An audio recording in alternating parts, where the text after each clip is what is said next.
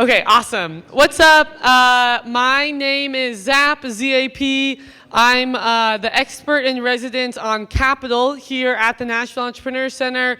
So my job is to help sort of startups who have been deemed like highly investable with their capital raising. So that could be their deck, how they pitch to investors, what they talk about, and financial model, pieces like that. Super passionate about educating founders on capital. And outside of that, my mission is just to build the Nashville startup ecosystem. I'm super excited to have our speaker today because we do a monthly capital event. While this might not seem quite about capital, most of the times when people want to come raise capital and talk to me, the number one thing that they need is to do more founder-led sales. And so this just seemed hyper relevant in my mind. And I do a lot of education on like, here's sort of the sales metrics you need to hit to be able to raise money. So our capital event looks a little bit different this month.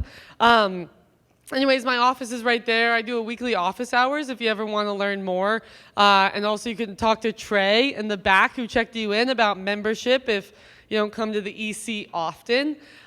Before I let Jess speak this evening, I actually have a friend in, Vincent from Dallas, Texas. He came all the way and I said, Vincent, you should just come and have 2 to 3 minutes to tell the audience what you do and what specifically your fund does. So you kind of get a surprise guest. If we can give Vincent a round of applause and have him up here.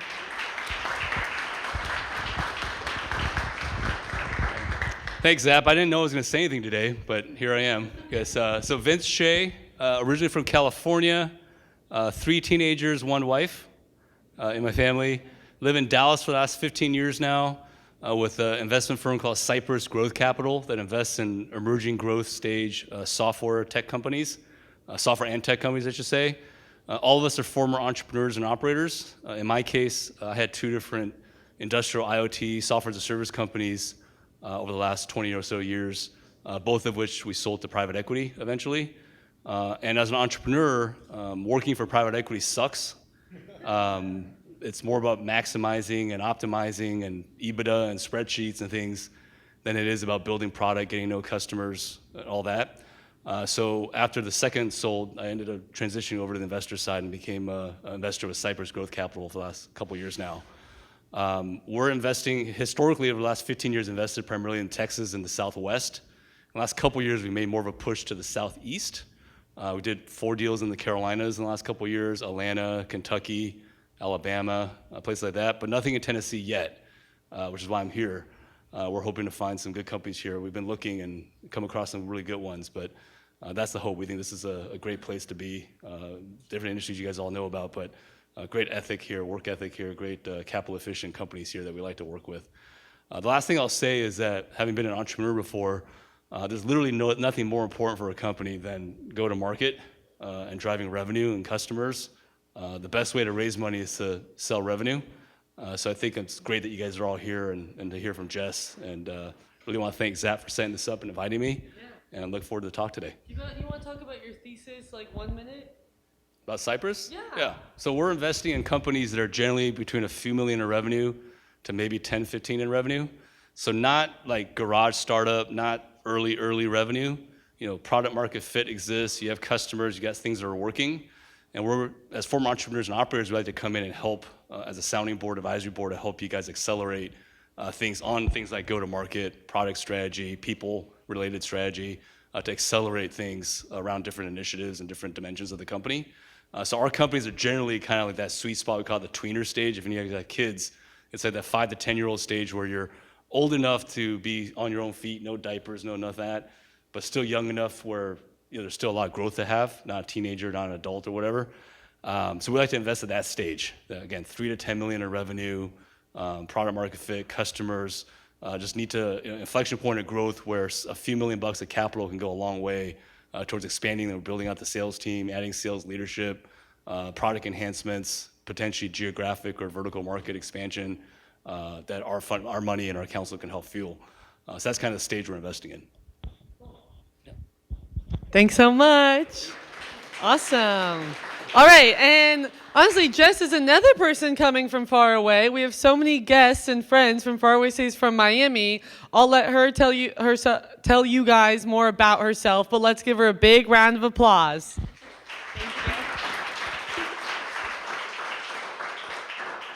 Thank you guys for having me. Really appreciate it. I'm Jess. Right now I live in Miami. I just moved there in January, but for the 10-ish years prior to that, I was in Chicago. So got to know a lot of people in the Nashville ecosystem, including Zap, and so I'm glad to be here today. So a little bit about me before you just take my advice. I started my career in capital markets, so I worked my way up from like back office operations to onboarding to front office sales. So I was working for a bank, Merrill Lynch, probably heard of it, and I worked on the side of the bank that interfaced with hedge funds, institutional investors. Got burnt out, candidly, and then I went into software sales. I sold trading software, and then that was intentionally a pivot, or like a midway pivot for me to just get out of trading altogether.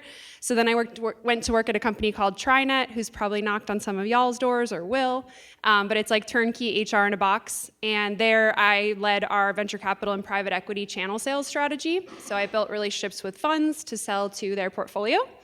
And during that time, I built a ton of relationships, and I got recruited by a VC to come join them. So I actually worked as a seed and Series A stage investor for about a year. And during that time, I realized that all of our portfolio companies really needed a lot of help with go-to-market, and I didn't feel like there was a ton of comprehensive solutions in the market, and so I sought to build that. So I just started my company, Amplify, 2.5 years ago, and that's what I do now. So without further ado, today, I thought I would cover some go-to-market fundamentals because I feel like so many startups kind of skip some of the fundamentals and then you hit some turbulence. So I think let's go back to the 50,000-foot view, start at the beginning, and build on some fundamentals. And specifically, targeting and positioning are so important to get right at the beginning because that's going to influence how well you sell and market your product. And then at the end, I'll talk a little bit about like what I would prioritize at the early stage as a founder-led sales company from a sales and a marketing perspective, and just kind of how I would start to think about transitioning out of that, because it's good to start thinking about that as soon as possible, even though you probably won't do it until around $1 million in ARR. Before I just flood you with information, I would love to kind of get to know the audience. So how many of you guys are founders of a company today? Okay, nice. How many of you are B2B founders? Okay, good, because that's mostly what I do. How many consumer folks do we have? Okay, a little bit of both. Okay, so most of this will be most relevant to the B2B folks, but I think some consumer folks will still get something out of it. All right. Whoops. All right. So when I think about go-to-market, I try to keep it simple. And so like if I zoomed way out, like 50,000-foot view, this is how I would think about it. So starting on the far left, right, we have our strategy, which really strategy to me is a combination of who you're targeting and how you're positioning yourself versus your competitors in the market. Though the combination of who you're targeting and how you're positioning yourself should influence your brand. And the combination of those two things, your strategy and your brand, should influence the way that you do marketing, sales, and customer success. And then all of that should be supported by a really strong foundation, which we now call RevOps. It's like the new sexy term in go-to-market. And that's just really saying everything to do with your people, your technology, and your operations across sales, customer success, and marketing. So it used to be that companies took a very siloed approach, like there would be sales operations separate and distinct from marketing operations. The new and improved way of doing it is really comprehensively running operations across all go-to-market functions. Whoop. There we go. Okay, and then my personal belief is that you want to diversify. And you're only going to be able to diversify in a few channels when you're first getting going, but as quickly as you can add additional diversification, I would recommend it. So this is probably my finance coming out, but just like we wouldn't put our whole portfolio in equities or our whole portfolio in bonds, we want to have a diversified portfolio approach to pipeline as well.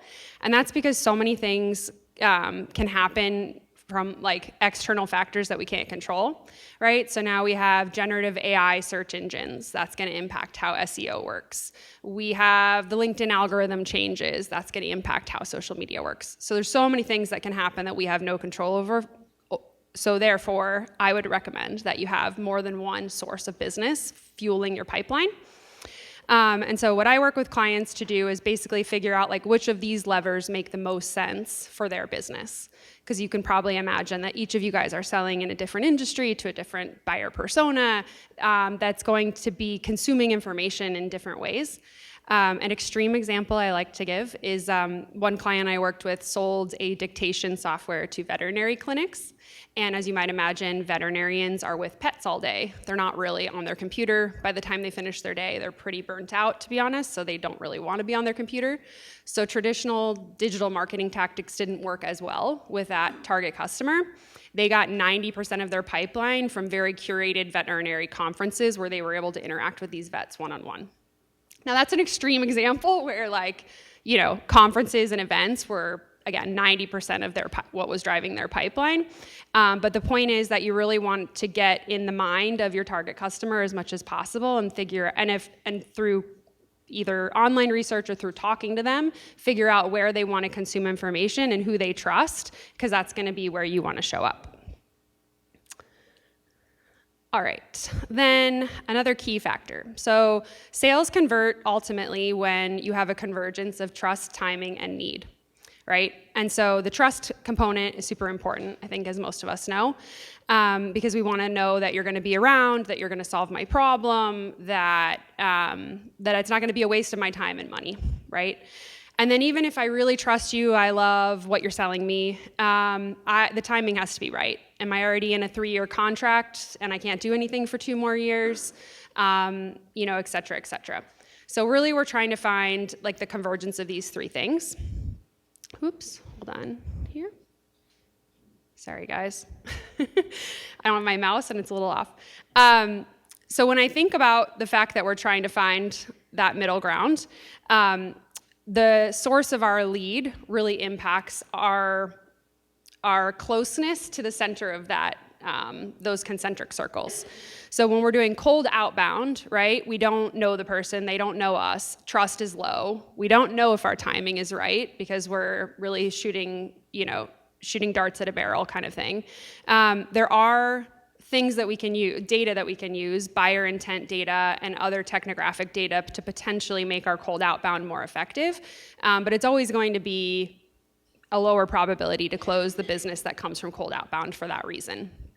When we're getting our business from referrals and channel sales, right, we're getting introduced by trusted third parties, business advisors to that company. We're going to inherit some of that trust with that referral. It's more likely that the timing is going to be right, and it's more likely that the person introducing us understands that the business has a need. And then really like our golden goose is going to be inbound leads. So that's a person that's knows they have a problem. So you guys have maybe heard of the concept of like problem aware and solution aware, right? They know they have a problem, they know solutions exist. Somehow they've landed on your website and they know that you are a potential solution to their problem. And they've gone as far as like filling out a lead form and giving you their email. That's as high as intent as you're ever going to get. Those are like the best kind of leads. But of course, driving inbound leads takes an investment of time and money in marketing. And so that's going to be something that it's going to take some time to build that demand. And so when I'm working with clients, or what I would recommend to you guys is get cold outbound going right away because it's fast and it's easy to get going, while though building referrals and channel sales and marketing and PR efforts so that over time you can get off the hamster wheel. And that some of these things are like fueling leads back to you. I would say one of the biggest, mistakes is maybe a strong word, but like missed opportunities that I see with startups is that they wait until they're 1 or 2 million in revenue to do any kind of investing in marketing and PR. And there are plenty of scrappy and cost-effective ways for you to get started. So I would say like that's, if you walk away with nothing else, like I'll try to like really emphasize those today because I'm going to give you guys some ideas, but try to do those as soon as possible because again, like it's going to pay off in dividends. You don't want to just be on the hamster wheel going for cold outbound forever, especially because it's getting harder. All right, hold on. All right, I'm going to click down here. Okay, targeting and positioning. So important fundamentals. So targeting is who we sell to, right? So the profile of the company, the profile of the person. Positioning is really how we get them to buy. Both important, but different. I hope you guys know all know the difference between this probably already, but like ideal customer profile is generally the company profile. So like a company that has 50 employees, 100 million in revenue, things like that, versus the buyer persona is the person, the title that we're going after and the general demographics of that title.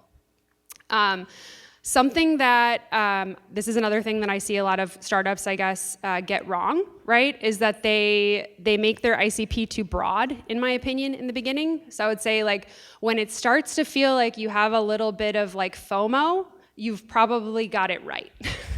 So, like, try to get as specific and as narrow as you can at the beginning because you're going to be able to talk more specifically to that audience and you're going to be able to get more momentum with that audience.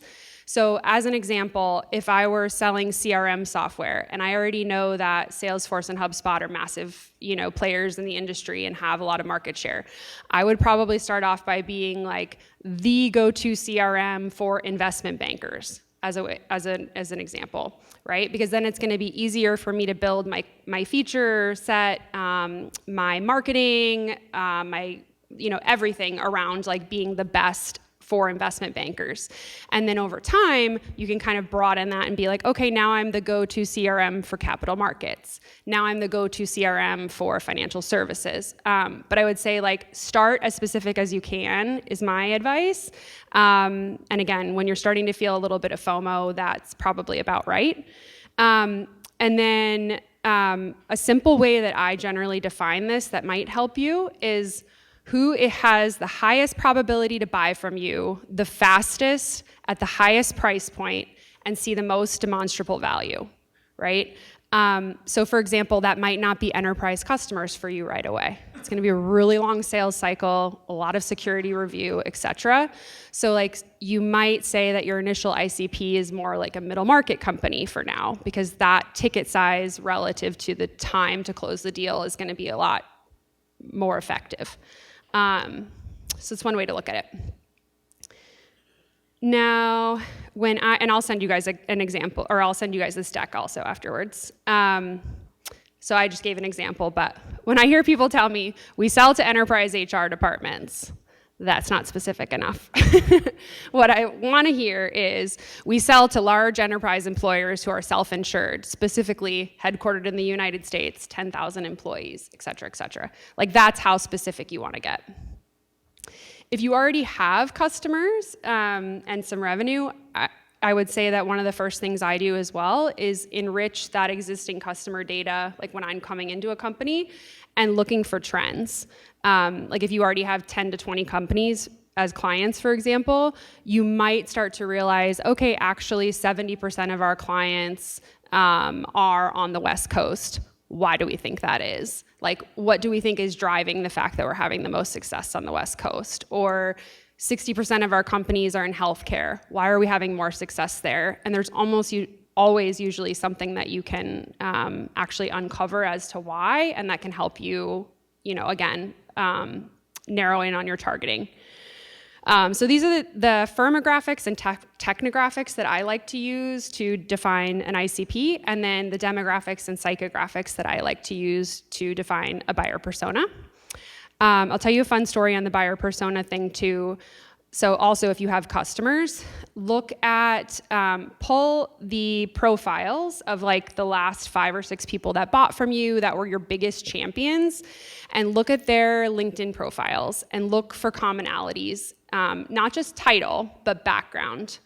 And so I'll give you an example. Like I worked with a company that sold into enterprise healthcare or into enterprise HR departments to the director of benefits. And when we did this exercise where we pulled the LinkedIn profiles of the last 5 customers that bought from them and we looked at what they had in common, we noticed that all 5 of them were 3 years into their role at the company, which made sense to us because enterprise is obviously there's more bureaucracy. It's going to be harder to get things done. So our takeaway was like, okay, it probably takes someone about 3 years to build the political clout to actually get this deal through. So that was like something we took away. And so that was something we started incorporating in future outbound targeting, was people that had been in their role 3 years or longer. We also noticed that they all had MBAs. And the product that my client was selling was very cerebral. It was very like data and analytics heavy. And so we think that someone with an MBA might have just like understood the product a little bit more, like that more like academic brain might have like connected with my client's product a little bit better.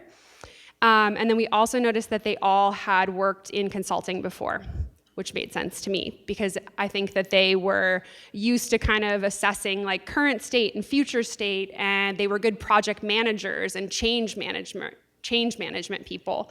And so I think all of those things we were able to take and say, okay, now we can get much more specific about, targeting the right type of person within these organizations that we're going to have greater likelihood of success. Okay, yes. Then I also encourage all my clients to do this.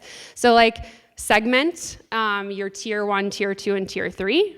Because again, I think it's okay to say that you're going after, like to have a wide net, as long as you are really clear about probably 80% of your budget and your efforts going toward the tier 1 as defined.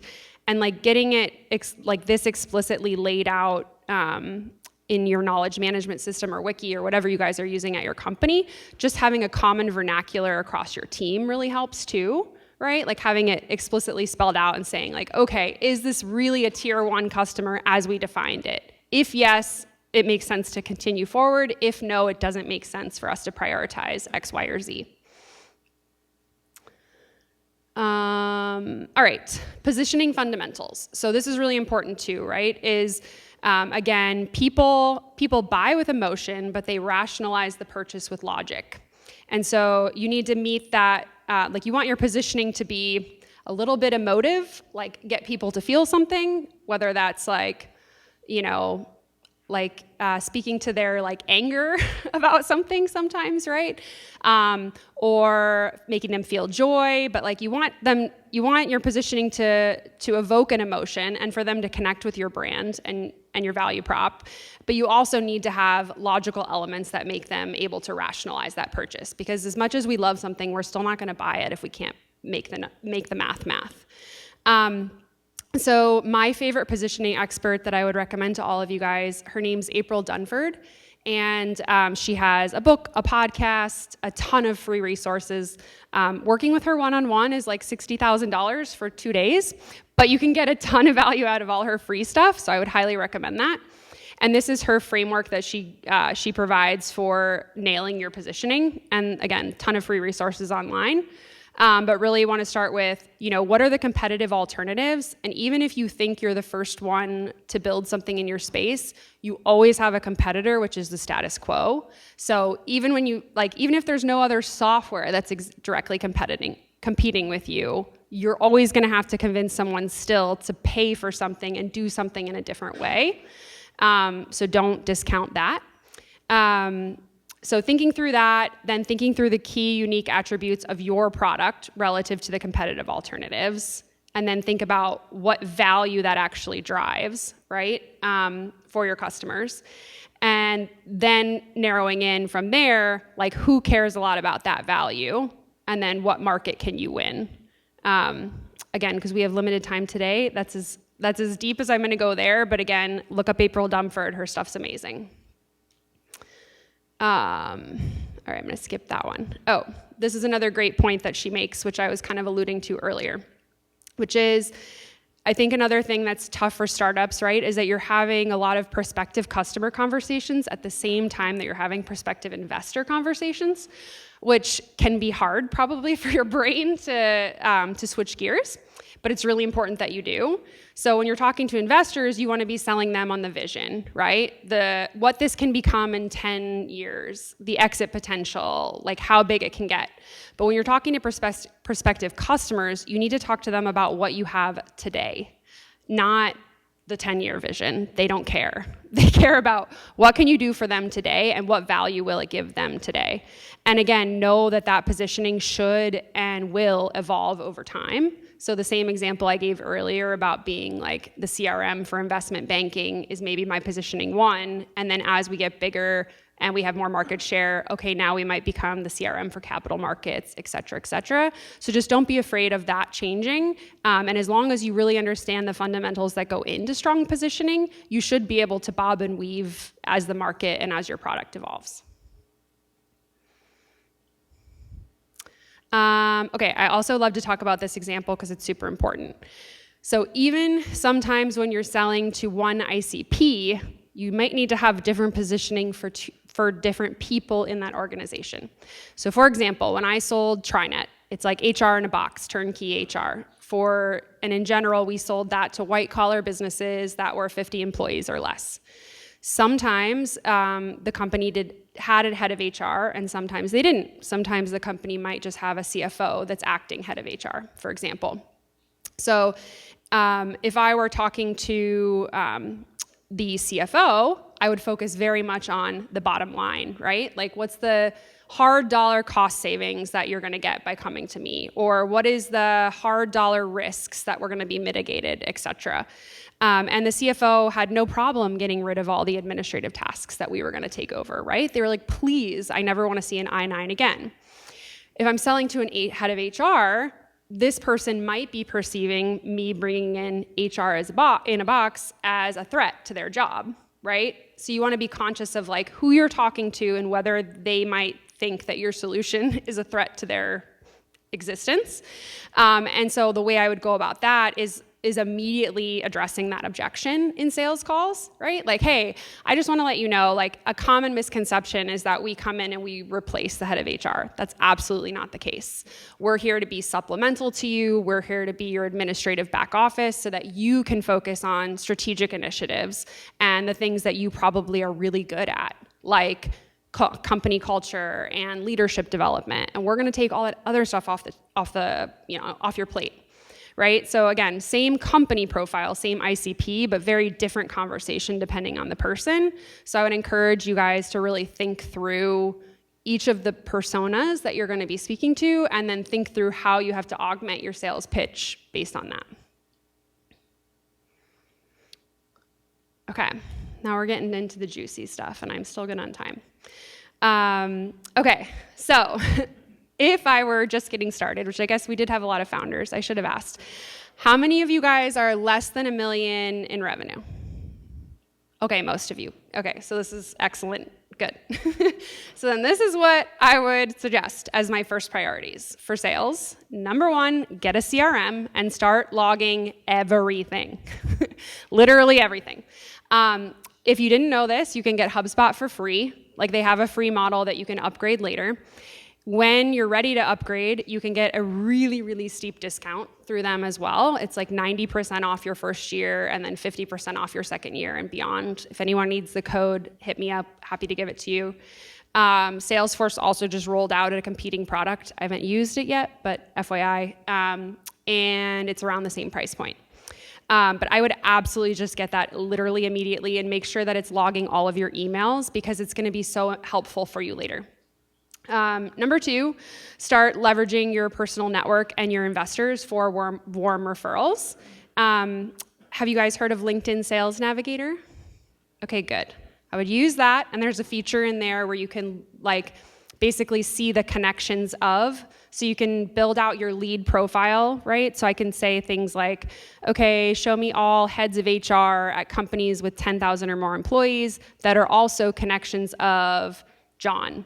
And that's how you can really build out like a curated list to ask for those warm intros. Okay, then set up automated cold outbound. Again, that's going to be the fastest, cheapest, easiest thing for you to do immediately. My favorite tools are Apollo for lead data, and then I love this tool called Meet Alfred for automating LinkedIn outbound. That's another tip I would give you, is that I've had the most success doing cold outbound on LinkedIn, and Meet Alfred actually lets you automate that whole process. I think there's many reasons for that, right? But on LinkedIn, we have less cybersecurity threat, right? If I get a DM from one of you guys, I know I can safely click on your profile and check you out. I can see your face. I can see that you worked at Google or whatever. I can get comfortable with you a lot easier than when I get an email and I don't know who it is and I'm afraid to click a link because I don't know your company. If you send that outbound from the founder, I actually get about like a 5 to 10% reply rate on cold outbound. If it's coming from the founder's identity versus like a salesperson's identity, people are just a lot more likely to respond. So those would be my tips there. And maybe you guys know this, but generally like cold outbound only converts at 1% or less. So 5 to 10% is actually pretty good. And then I would make sure you have your table stakes sales assets. So to me, like the things that I consider table stakes are some kind of 1 or 2 pager, right? Because somebody's inevitably gonna ask you, send me a quick 2-pager on what you do. If you need examples, happy to send you guys some too that I've made for clients afterward. Very easy to do on Canva with a free account. And then the second thing I would make sure you have is a sales deck. So usually I don't want that to be any more than 7 to 10 slides, but an overview, a little bit more information about your product and the value it can deliver. And this is, I guess, a good point. I like to think about sales as like slowly opening the door, right? Meaning, like, if we think about this like dating, and I showed up on a first date, and I was like, I'm Jessica, I would like da-da-da-da, I would like to have 3 kids, married, and, you guys would be like, Jesus Christ, please back off, right? So same thing, you don't want to show up and throw up with sales, you want to just like slowly date, slowly share more information. And so I think about your sales assets as they should be doing that as well. Another good analogy I like to think of is like a Cheesecake Factory menu. If you guys have gone there and it's like so overwhelming because it's so much information, don't do that. So again, that's where we want to have this like 1 or 2 pager, like just generates enough interest to have a meeting with you, then a 7 to 10 page sales deck that generates a little bit more intrigue. And then in the sales proposal, you can give them more of the Cheesecake Factory menu, okay, here's everything you need to make your decision.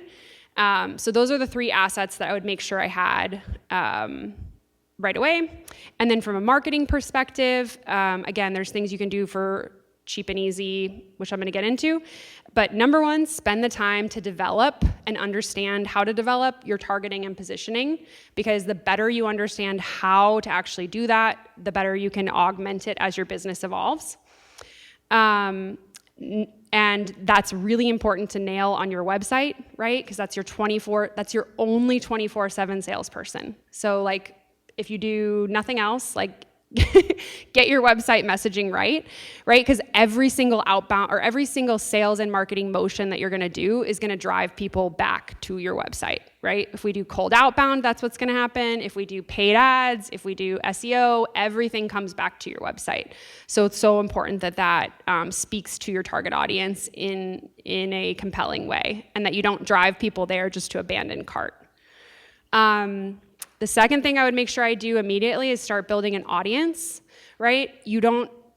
Some of you maybe like your product's not even like ready for scale, right? Or maybe like you just started a company and you don't even have like your full MVP yet.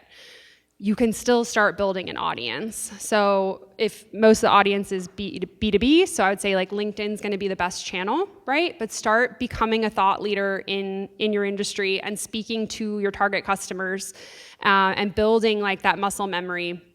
Because I've seen some founders do this really well. Thankfully, one of them's my angel investment. But he had no product yet. He sells like a no-code, like error monitoring tool. So it's basically like a dashboard that helps you monitor like your Zapiers and your makes and whatever. But he didn't even have an MVP yet. He just started building community and building thought leadership on LinkedIn. He built this massive following of all of these no-code ops nerds. And the minute he had a real product, he has a huge pipeline and like an 800-person wait list, right? So like, I cannot emphasize that enough, like build an audience. Because then it's gonna be so much easier for you to convert that to pipeline when you actually have a product.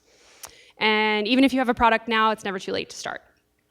And you can do that through social media and through podcast appearances, which are actually not that hard to get, and I'll give you some tips on that. And then as soon as you can, like as soon as you have paying customers, start collecting public reviews. So on G2 or Capterra or one of those sites, there's so many benefits, like full funnel benefits to getting public reviews. And I guess I'll save my breath and tell you that when we get to that slide. Okay. Then founder-led sales transition model. So this is how I would think about it for like your financial planning and your capacity planning. So if I'm 0 to $1 million in ARR, my primary objective is just getting to product market fit. And so for that reason, you, founder, need to be the head salesperson because you need to be in those firsthand conversations, getting that customer feedback, because you're the one controlling all of the development resources, everything, right? So you're gonna need to be SDR, AE, and VP of sales. What you can do though is get the help of an SDR agency. There's a few that I think are actually quite good, and some of them are overseas, so they're not that expensive, and they're month to month. So for a relatively low price point, like $3 to $5K, you can get some top of funnel support from somebody else. That's what I would do anyway. I would not hire an in-house SDR because you probably don't know how to train or coach them. So they're not going to be very good because it's a very entry-level role. I would hire an agency instead. But I would still have that agency do the outbound from your identity as the founder because it's going to be more effective if you go that route. You can also work with a fractional exec. So like I work with some early stage companies and there's I have other peers if you guys wanted to get introduced to a broader network of fractional execs. But what I do at this stage with companies is really teach the founder how to fish, right? So I teach them how to prospect, how to set up cold automated outbound, how to respond, what good metrics look like so that they can really own this as much as possible. Then when you get to the 1 to 2 million ARR is when we really need to start thinking about like pulling the founder out, right? The company needs to exist and the pipeline needs to exist beyond the founder. But I think the founder-led sales transition is best managed slowly, like one layer of the funnel at a time. And I usually like to remove them from the top to the bottom. And I think about it happening in 2 phases. So the first phase is really like make it repeatable, because you all as founders are going to be great salespeople, even if you're not classically trained salespeople, because it's your baby. You have so much passion, you have so much knowledge, so inherently you're going to be really good at selling it. But that's not going to work for the first salesperson that you hire. So somebody has to work with you, right, to extract all of the elements of your founder magic and actually put it in a playbook that a salesperson can follow. So that's the first thing I try to do with people is just make it repeatable in the first phase and try to remove the founder from that top of funnel, lead identification and lead qualification. But I'd still recommend having the founder pretty heavily involved in deal support and closing. And then once you get to about 2 million in ARR, now we've gotten some repeatability. We've gotten hopefully a couple AEs relatively trained up. Now it's time to make it actually scalable. And so, make it faster, better margins, optimize the whole thing. Kind of like if we're making sausage. It's like this is when we really start crushing them out. And so that's when I would remove the founder from everything except for the close, especially if we're talking about complex sales where your average contract value is 30,000 or more. I would still bring the founder into that final closing process and closing conversation. And then I would say around 5 million, that's when you can hopefully be fully removed from sales. But that's how I would do it. Whenever I've seen people try to pull the founder out completely before that, I feel like it hurts the revenue. So I know it's painful, but like that's my recommendation. Okay, and then marketing priorities by stage. So again, if I'm pre-revenue, my number one goal is going to be building an audience for me, the founder, like getting people to know me, like me, building my thought leadership through social media and through podcasts. Then when I'm at seed stage, so 500K to $1 million, this is when I want to start to nurture and engage that audience, because now I have customers. Now I hopefully have a couple case studies or reviews or whatever that I can work with. So this is when you want to layer in email marketing, still highly effective. This is not the same thing as cold email. So cold email is people that don't know you. Marketing emails are to people that already know you. So those are the people that you've talked to over the last 5 years that never converted to customers. That's who you want to be email marketing to. This is when you want to start creating case studies, getting those customer reviews, and start getting out to events and doing more press. And then when you get to Series A, this is when I would say like it's time to put the full court press of like some kind of content strategy and SEO strategy, maybe paid ads. It may or may not make sense for your business. But that's kind of how I would think about it. And again, the first, the pre-revenue stage I'm saying here, like you can do that with LinkedIn and Canva for free, right? The second stage you can do with, like a pro version of HubSpot for $500 a month. And then it's only at Series A that I would like really put some money behind it. But again, you should still be like building that momentum all along, in my opinion. A lot of founders will like kind of shy away from social media, but the numbers do not lie. So let these sink in. Leads developed through employees' social media is 7 times more likely to convert than other leads. 77% of companies are more likely to purchase if the CEO is active on social media. Like, again, these are like real statistics that you just cannot ignore. For what it's worth, like even me, like maybe you guys will start following me. I'm very active on LinkedIn now, but I only started doing that about 1.5 years ago because I read all of this and I was like, it just is indisputable. And I started doing it and it definitely works. I don't have to do any cold outbound anymore. And I don't have a volume business, so like I'm not gonna be the same as you guys, meaning like I only work with a handful of companies at a time, but like I literally don't have to do any outbound. I just keep up with my own thought leadership marketing and it drives all of my funnel. So do it. And then this is my other like little like tip, is create a media kit. So I'll give you guys a link to mine as an example. I do this for every new client that I work with. It's like a 5 or 6 page document that makes me look really cool, basically. Right? It's like, oh, Jessica worked at Merrill Lynch and she was a VC and she's super cool and these are the things she can talk about and so you should have her on your show. And it works. I made that little media kit and I cold pitched myself to like Gong's podcast and a bunch of other like really reputable sales podcasts. And I got booked on 6 or 7 last year with like just my little Canva media kit and a cold email. And that then like gave me so much more credibility. It helped my SEO, a ton of other benefits. A bunch of social media content, right? Because now I have like all these podcasts that I can push out on social media.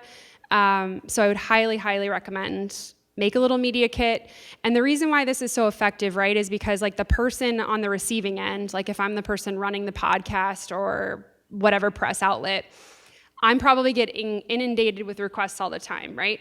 And if it's just an email with text, like, hey, you should have Jess Schultz on, they're like, well, who the fuck is Jess? Like, why should I have Jess on, right? But I'm putting everything in like this neat little package with a bow on it saying like, here's why you should have Jess. And here's what Jess can talk about. And so they're like, well, this is super easy. I'll take Jess, right? So if you want to stand out, make it easy for them, put everything with a bow on it.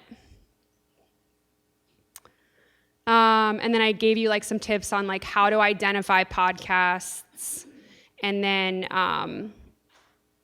how to pitch them. So like this is an example of my pitch that I used. So obviously it's about me, so you have to take it and make it about you, but you can like use the same structure.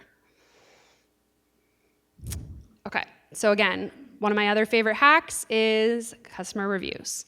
So if you guys don't know, G2 and Capterra are basically like the B2B versions of Yelp, right?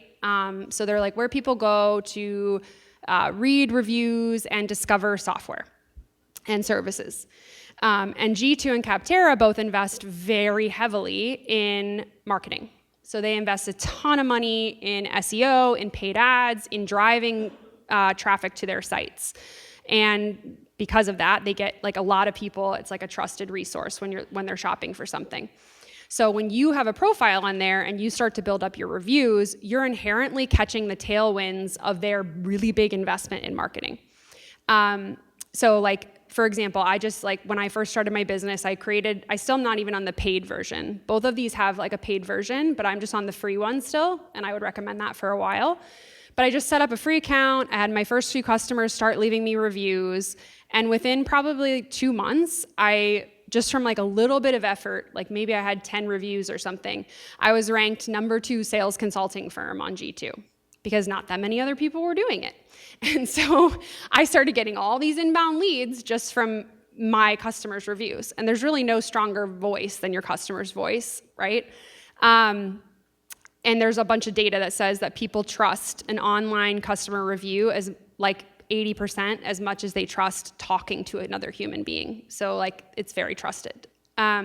So you benefit from like the top of funnel lead activity. It's actually how I'm not hiring, but I also probably get 1 to 2 people a week apply on my careers page because they found me through G2.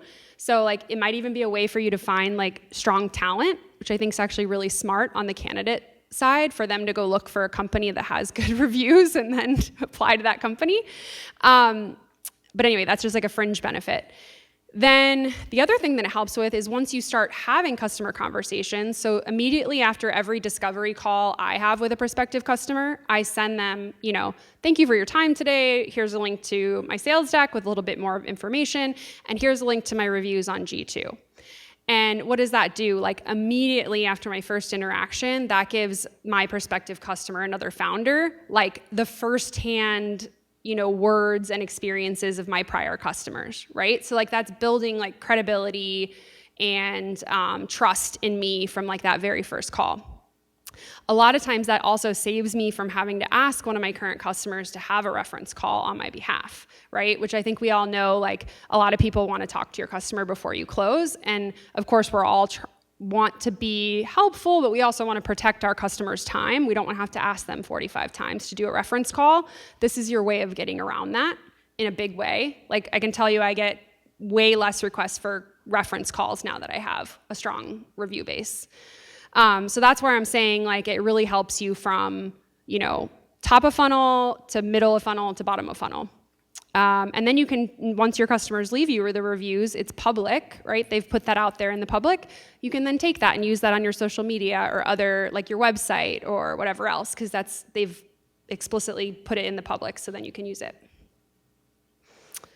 Okay, so if you want to keep in touch, I run a free newsletter every week, and I give tips and tricks like this. It's usually a 2 to 3 minute read. You can sign up.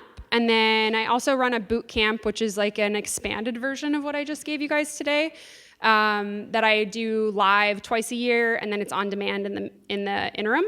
And I'll give you guys 50% off just because why not? And then I do high touch fractional support as well if you want to learn more. And I think that's it. So I've left plenty of time for questions if you have any.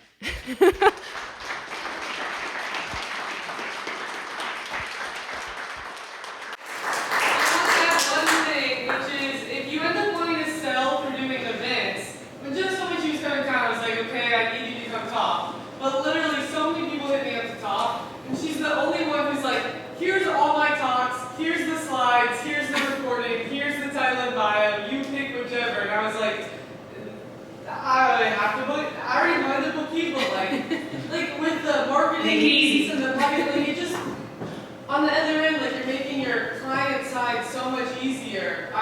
But no one does it. Like you were the only one who's ever done it, honestly. And I was like, oh my God, 2 seconds, you're on Eventbrite, we're doing it. But shout out to you, but also it works. So, anyways.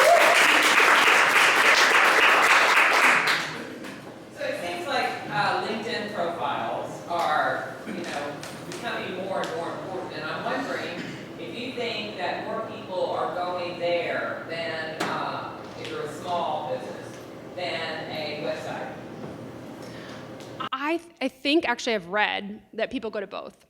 Like almost every time people are going to go, because they're trying to figure out, who do you know, right? Like, who's my second or third degree connection? Like, how do I figure out how to place you?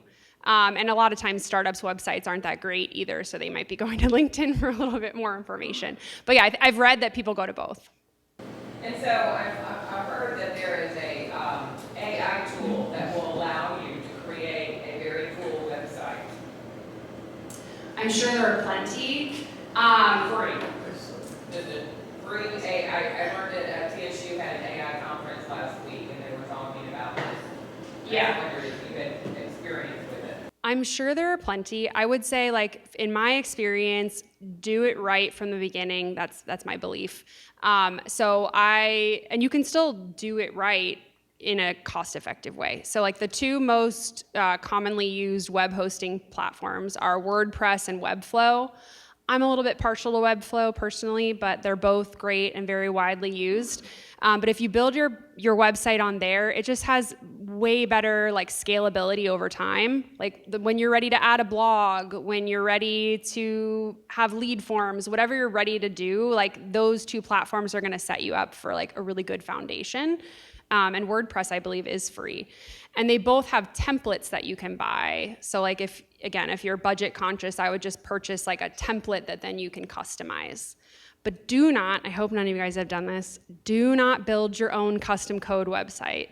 It's gonna really screw over your sales and marketing team later when they wanna make the smallest change and they can't. Don't do that. You did that? Okay. Yes. So, a couple of questions. First is it possible that there's a certain industry wherein cold prospecting simply doesn't work? That's question one.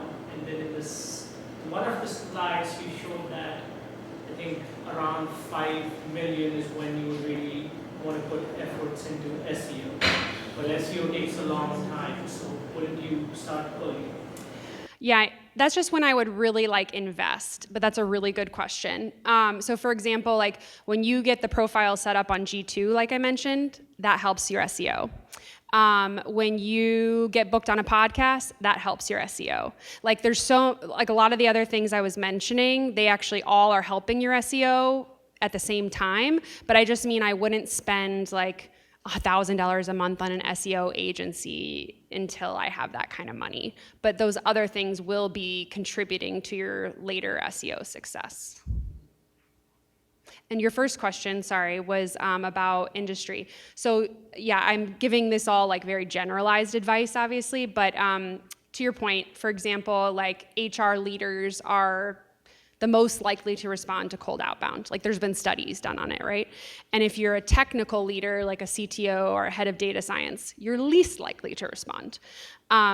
So they're about the middle because they're sales and marketing people, right? So they're kind of like, well, how can I poo-poo on this person trying to get a sale done when that's what I do? So like I think they're a little more receptive, but HR are by far the most.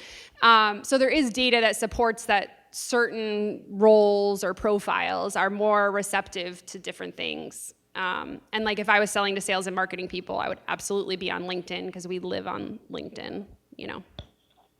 Yeah. I've been seeing a trend in my email inbox for cold outreach is just like basic black and white text, like in the subject is, can I buy you coffee sometime? Or it's awful. But so what do you recommend? Like I have these incredible lists that I got that I need to have the exact right messaging and I need them to book a time with me. That's like the goal. How do you recommend selling the right cold outreach email? I'll try to give you like the shortest version because I could go off on this.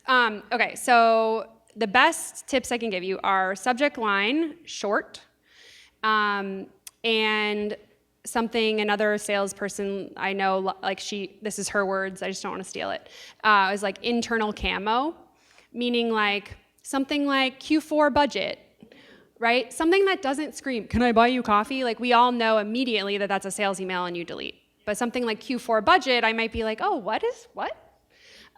So something that kind of makes them like stop and think, is this an internal email that I'm supposed to know about? Another thing that can work well if you're not doing like bulk and you're really personalizing everything, would be something like, Q4 budget plus, your puppy. And maybe it's like they posted their puppy recently and you're like, by the way, your dog's so super cute. Also, I want to talk about this. But like, if it's but if you do the something plus something, I only do that for hyper personalized, but that works. Because I guess you want to think about it in terms of goals, right? And your first goal is just get them to open it. And so that's what the subject line helps you do. And then the second is get them to respond to me. I would say the second one, what startups screw up in my opinion, is like trying to close the deal in the cold outbound. You don't need to sell them on buying it. You just need to get them to take a meeting. So short and sweet. I think there's something like 50 words or less, like data has suggested that like 50 words or less works the best.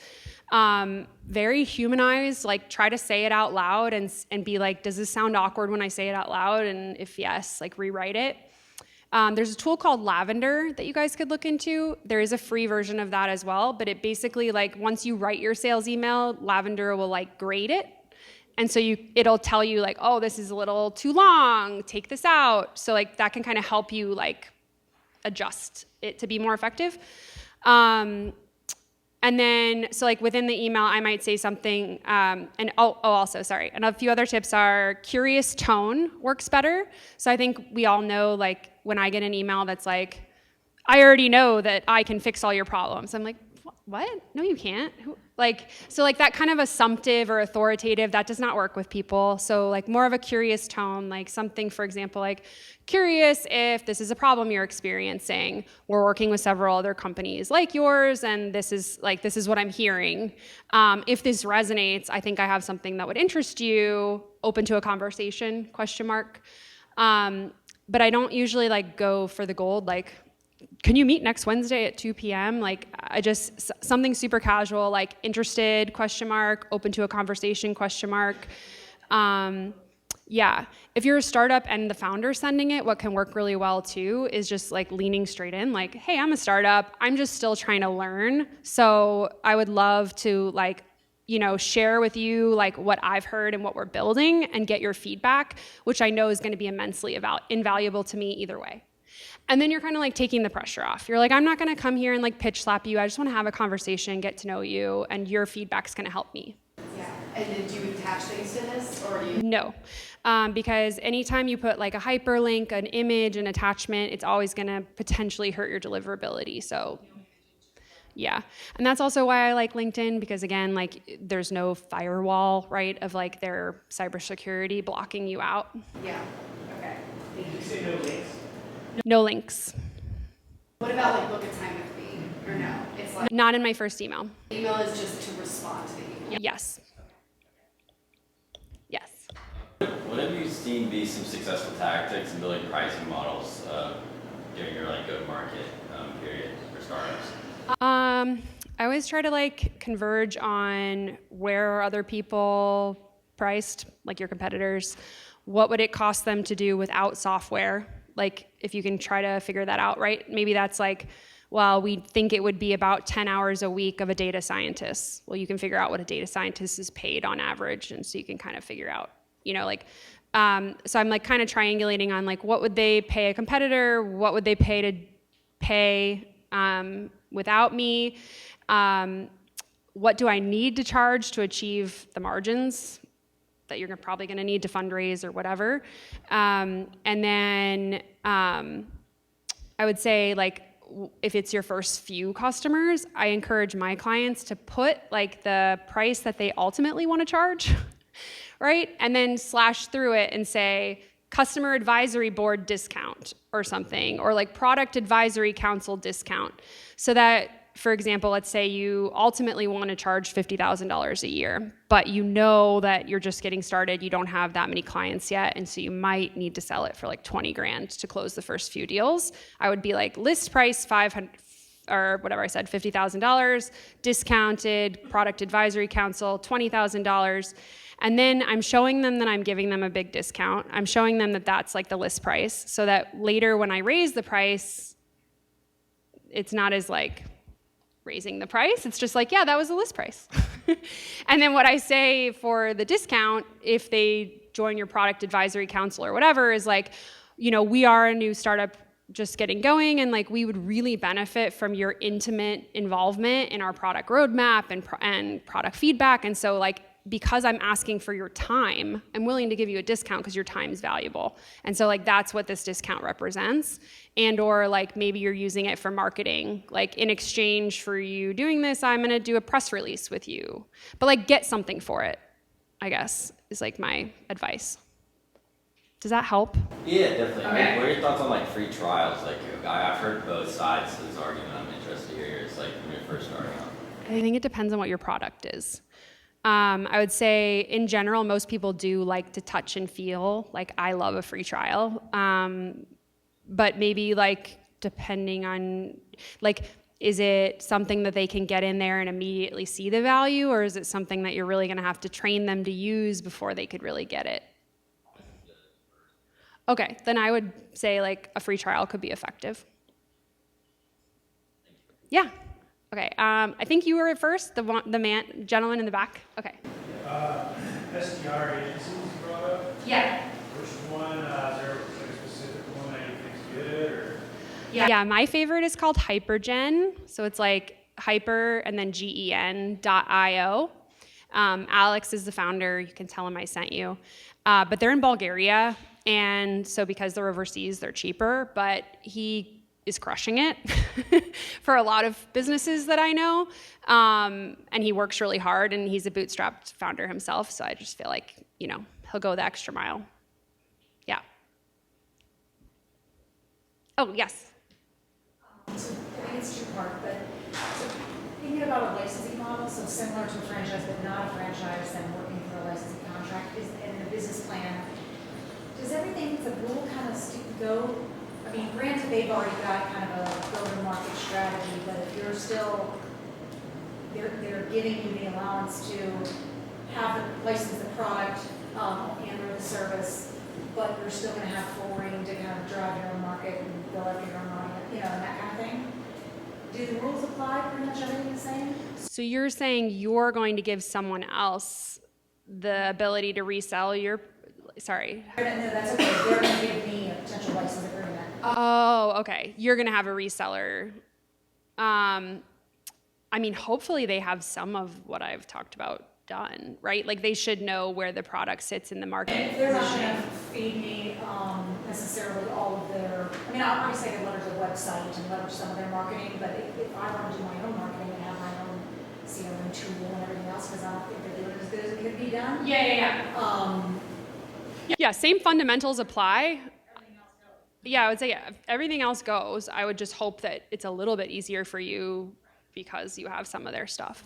Yeah. And on the second part is B2B and B2C. If there's an avenue or a channel potential for both, do you attack both at the same time, or is that too I would say no. You need to go one or the other first? Yeah, it's just too hard is like the answer. Like unless you have a bunch of money and a big team, like it's just really hard to do both effectively. And so you'll end up doing both kind of half-ass, and then you'll burn through your cash.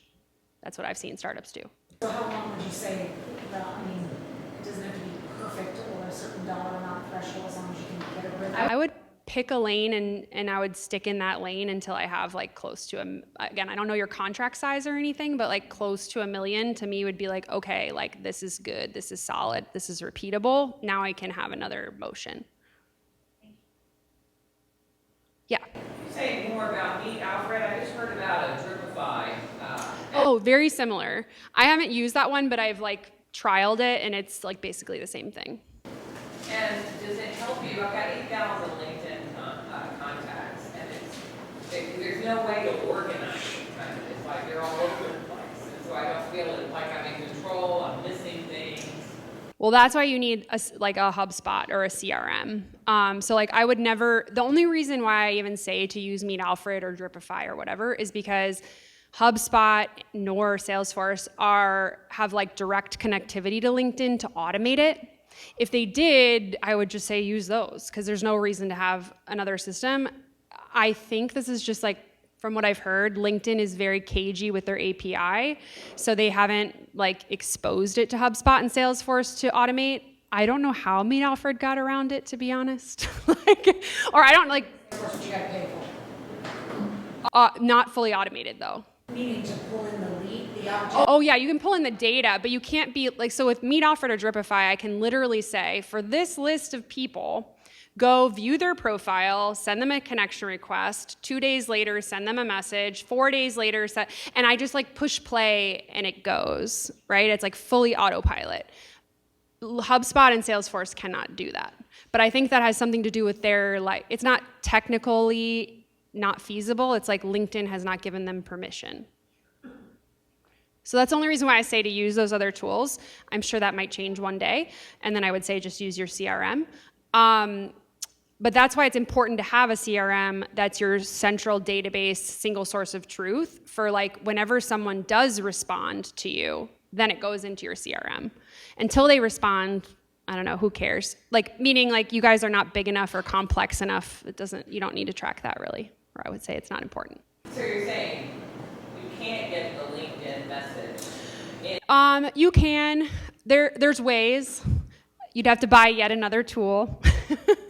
There's one called like Hub Lead or something that I think like takes them from LinkedIn and shoves them in HubSpot. But again, I'm just saying like until someone responds to you, I just wouldn't worry. I wouldn't overcomplicate it. I'd kind of like wait until it's a champagne problem to buy more tools. Yes. So I'm a fractional CRO, and you got them on there. Are you hands-on, like actually doing it, creating things? Yeah, I would say like most of my peers are. I would think about like the way I usually describe myself is like player coach, or sometimes I'd say I'm like Wizard of Oz. Like I'm behind the curtain. I don't have the capacity, nor do most of us, to like be client facing for any of our customers. But we are absolutely behind the scenes. Like for me, I'm in Meet Alfred setting up campaigns for my CEOs every week, right? And then as soon as someone responds, the CEO's jumping in and picking it up and like running with the sale. But I'm the one kind of like pulling the strings and puppeteering behind the scenes. Or like most of us will be the ones like doing social media, like either helping the founder with their own thought leadership or running the social media for the company account. We'll be doing things like sitting in on your sales call or sales pipeline calls. So like every week with every one of my customers, we have a pipeline call where we go through like, you know, what are the deals, where are we stuck, and I'll give them coaching and advice on how to get unstuck, or like templates. Like these are templates I've used, you know, of the types of emails you can send to like re-engage them or break up. You know, like we all come with kind of like an arsenal of like playbooks and tools that we can give you. And that would be like, again, the same as me or any one of my peers. Does that help? Okay. Anyone else? Oh, yes? What is a champagne? So I say,